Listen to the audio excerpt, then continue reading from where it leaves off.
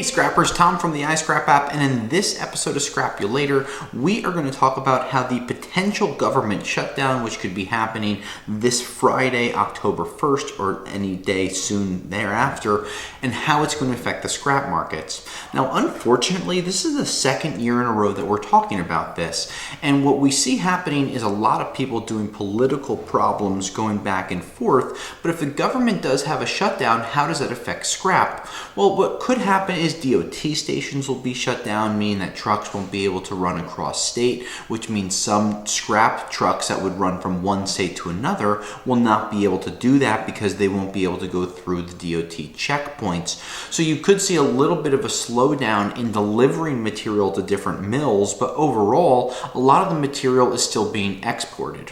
With a lot of the export problems still existing because the ships are not getting unloaded, you could also see government problems at these different ports where the different government agencies checking the ships in, they might not be able to go into their job because they might not be funded. Now, if you looked at the news anytime in the last few months, you'll see that they're going back and forth with all these trillions of dollars that they want to spend. But with this potential shutdown, what's going to happen is a lot of the contractors that work for the government and a lot of the tertiary employees for the government will temporarily go to work and not get paid, or they just won't go in as they won't be getting paid. What we've seen over the years is a lot of them do go in for at least the first week after the quote-unquote shutdown, because it's not like the doors close and everyone goes home.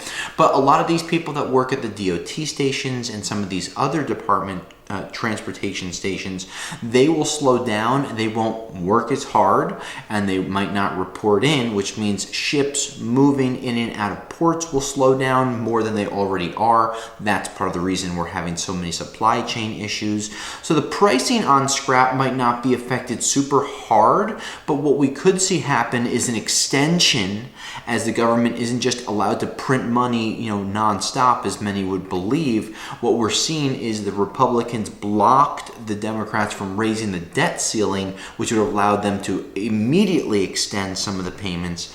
But what we'll see in the scrap world, we wouldn't see a huge impact until the middle or end of October. The first week or so is when it's kind of that grace period where things quote unquote shut down, but we don't see it hitting hard for another 2 to 3 weeks. So we'll keep you posted. Make sure you tune in, and any other questions, let us know.